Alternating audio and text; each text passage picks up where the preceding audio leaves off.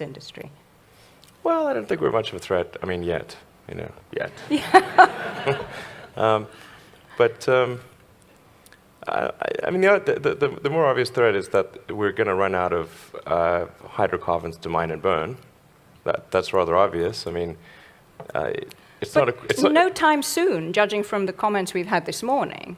So it's getting harder and harder to find hydrocarbons, and it's getting much more expensive to extract them.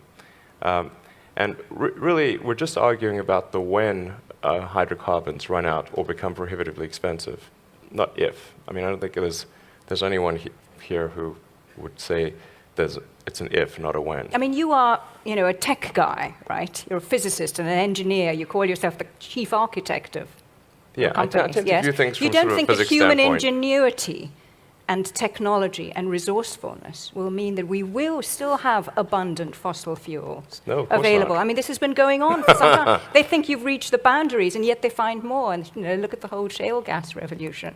There are time extensions on the game, but the game is going to come to an end. That should be absolutely certain, obviously, frankly.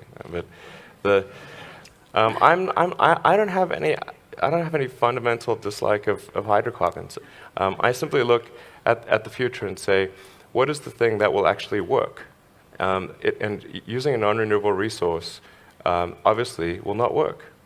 So we must find an alternative. But if there was a button I could press to stop all hydrocarbon usage today, I would not press it. You would not press it? Of course not. You would not press it because... It would cause human because civilization to come to a halt. every hospital would have to close down. It would be ridiculous. So it would be irresponsible to press that button. But what does need to happen is to, if we can, accelerate the transition towards renewables. That's the sensible thing to do. If you take, I'm going to use maybe two examples. Saudi Arabia, since the Saudi Aramco president spoke here. Saudi Arabia has an enormous amount of sunlight, and that will be there for billions of years, or at least 1 billion years until the sun eventually engulfs us, but 1 billion years, solid.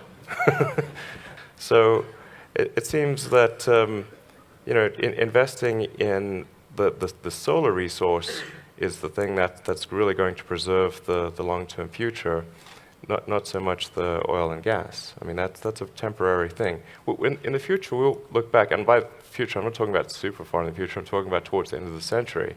We will look back on gasoline-powered cars the same way we look back on coal, as sort of a quaint anachronism that's in a museum.